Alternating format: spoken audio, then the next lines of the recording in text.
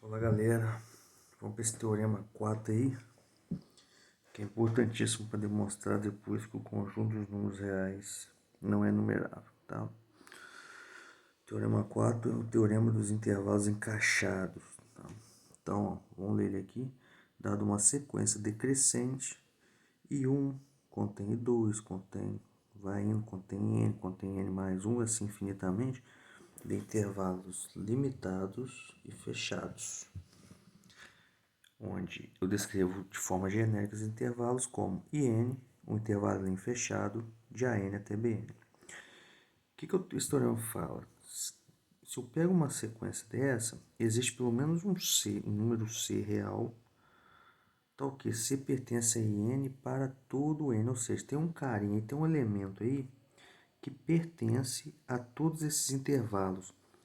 E não importa a forma com que eu crio esses intervalos aqui, eu sempre vou conseguir um elemento C ali, ok? Isso dá a ideia dos números reais serem completos até, tá? Então vamos aqui a ideia da demonstração. Então o que a ideia do teorema, né? Imagina que eu começo com o I1 aqui, então tem um intervalo de A1 até B1, tá? Vamos pegar um intervalo não degenerado, né? Onde A1 e B1 são diferentes. Então eu vou criando intervalinhos aqui, ó. A2, B2. E a ideia desse teorema é a gente ir diminuindo o comprimento desse intervalinho para chegar em algo que aparentemente a gente pensa que vai tender a zero, vai ser zero, né? Mas aqui, conforme eu vou reduzindo o comprimento do intervalo, o que eu vou garantir? Por que eu estou pensando em reduzir os comprimentos do intervalo? Tudo bem que todo conjunto é subconjunto dele mesmo. Então, eu poderia pegar infinitos intervalos aqui iguais a I1. Só que aí, isso aí para mim não me leva a nada. O que me leva aqui é pensar em algum resultado útil, é pensar que eu vou diminuir esses comprimentos, que não importa o tanto que eu diminua, eu sempre vou encontrar alguém aqui, sempre vai ter um Czinho aqui que pertencerá a todos os intervalos, por menor que seja esse comprimento, tá? Não tem como fugir disso. E aí agora nós vamos para a demonstração. Então, o que eu vou começar aqui? Como dessa inclusão do teorema, né, aqui em cima, o que eu posso garantir? Os meus AIs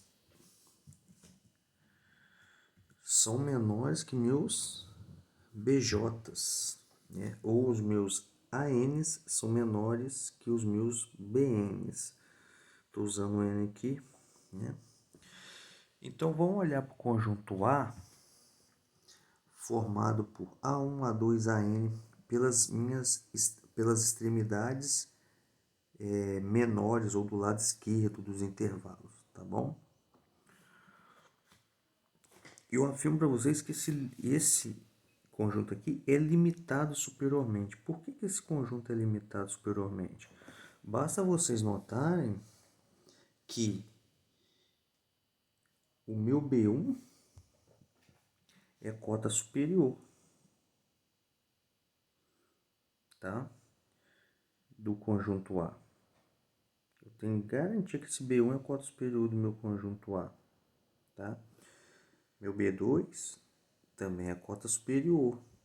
Então aqui eu tenho um conjunto de cotas superiores do meu conjunto A. Então se o conjunto A tem cota superior é porque ele é limitado superiormente. Então isso aqui é fato, ok? Se ele é limitado superiormente, ele é um subconjunto dos reais, então ele admite um supremo que eu vou chamar de C, ok? Todo subconjunto dos reais, todo subconjunto limitado superiormente, todos os subconjuntos reais limitados superiormente admite supremo, tá? Então, como eu sei que o A é limitado superiormente, ele é um subconjunto dos reais, então ele admite supremo C, tá? Só que por outro lado, Como meus BNs, como meu BN é uma cota superior de A para todo N natural, o que eu tenho? Eu tenho que meu BN é uma cota superior de A para todo N natural. Como C é supremo de A, o C é o menor das cotas superiores. Então pensa bem, o C é um supremo do meu conjunto A. Ele é maior ou igual que todos os ANs aqui dentro. Por outro lado, como o conjunto formado pelos meus BNs aqui é um conjunto de cotas superiores, né? Esse conjuntinho aqui, ó, B1, B2 assim por diante, é um conjunto de cotas superiores de A, tá? Talvez nem tenha todas, mas é um conjunto de cotas superiores. Não é o conjunto das cotas superiores, não, tá? Mas é um conjunto de cotas superiores. E como C ele é supremo de A, então ele é o menor das cotas superiores. Então ele é menor ou igual que para todo N aqui, ele é menor ou igual que Bn. Então eu sei que o C está entre AN e entre Bn.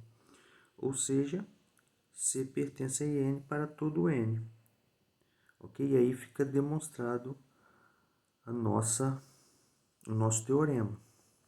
Tá? Essa redução. Mexendo com a definição, né, do que é um conjunto limitado superiormente, limitado inferiormente, cota superior, enfim, isso é importante. Agora a gente vem para cá. Agora eu vou mostrar que o conjunto dos números reais não é enumerável. Vamos partir disso aí. Então, para mostrar que o conjunto dos reais não é enumerável, eu tenho que mostrar que não existe função de n em R sobrejetiva. Eu consigo ter funções injetivas, mas ela não pode ser sobrejetiva.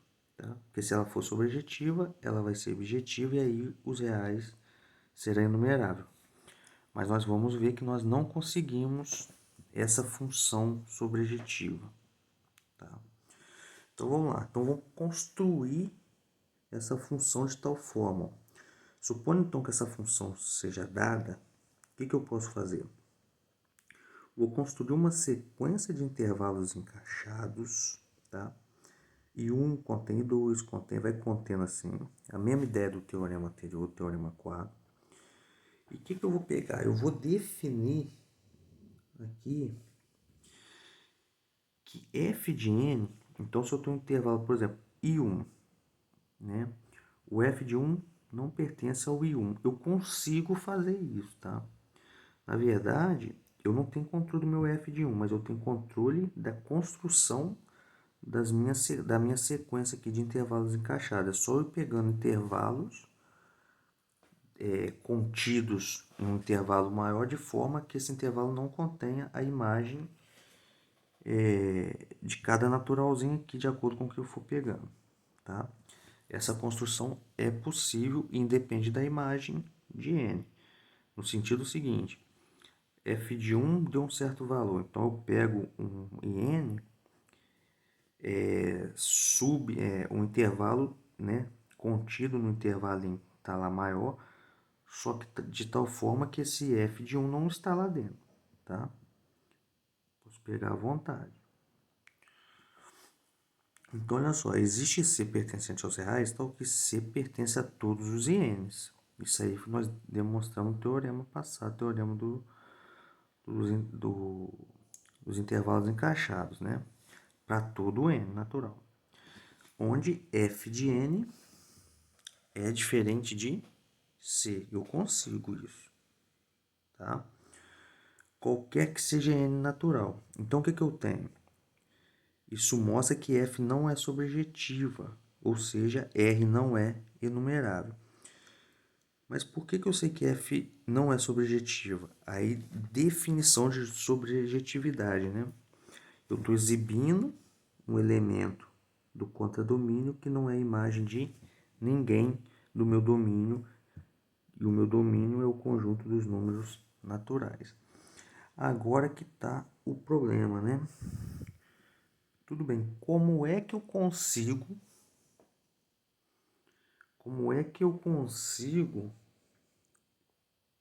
para construir esses intervalos encaixados? Qual que é a ideia, né? Então nota que a princípio eu não sei, eu não tenho muito controle da imagem dos meus números naturais aí, mas eu consigo ter o controle, eu consigo construir intervalos encaixados para acontecer o que eu quero ali, tá? Então vamos lá. Então vamos pegar aqui, vamos começar por I1, que é o intervalo de maior comprimento, né? A1, B1, tá? Então olha só, pela minha definição, eu vou pegar um intervalo em um desse, lá dentro dos reais, de tal forma que o f de 1 não pertence a esse intervalo. Então vamos supor que o f de 1 seja 3. Eu vou pegar um intervalo que o 3 não pertence, tá? Aí pego, sei lá, de 5 a 7, e assim vai. Aí eu vou olhar para o próximo n, para o 2. Se o f de 2 não pertence ao I1, aqui, gente, eu só fiz eu acabei colocando errado aqui, ó.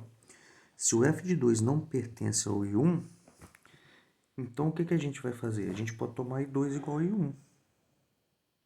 Eu tenho, se I2 é igual a I1, I2 está contido em I1, ou seja, I1 contém I2, não tem problema. Todo conjunto é subconjunto dele mesmo.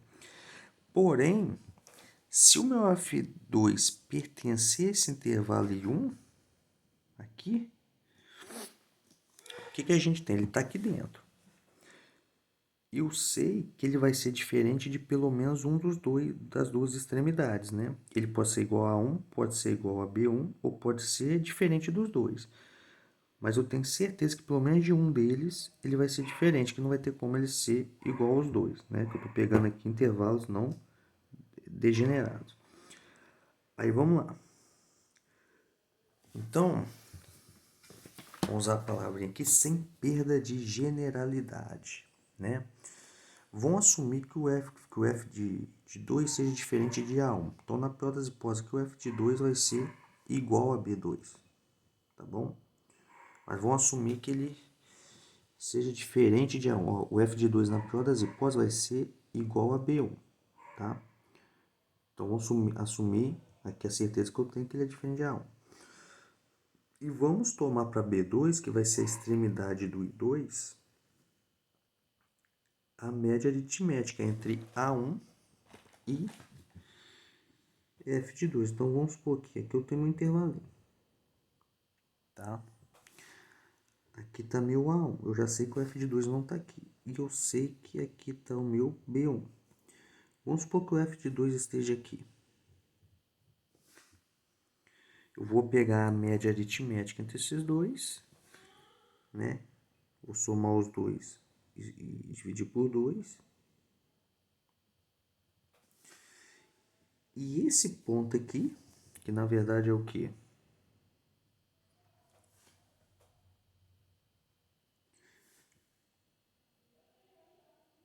Seria o ponto médio do meu segmento. Esse pontinho aqui, ele vai ser o meu novo B2. E aí eu estou construindo um intervalo em que eu tiro o f de 2. Ok? Então eu vou construindo assim. Tá? Então o intervalo aqui, esse intervalo aqui é tal que f de 2 não pertence a I2. Ok? Então aqui eu peguei a média aritmética, eu tenho a garantia que eu estou tirando esse cara aqui do elemento, ok?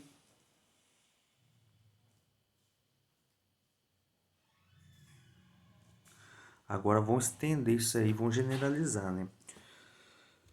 Então olha só, que para i n mais 1, o que eu vou ter? Sendo f de n não pertencente a n, então eu tenho as duas possibilidades que foi igual eu fiz nos dois primeiros conjuntos ali. A ideia eu vou estender para cá.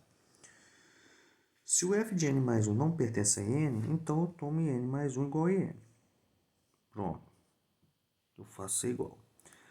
Se o f de n mais 1 pertence a n, então, assumindo f de n mais 1 diferente de an, novamente sem perda de generalidade, o que eu posso tomar?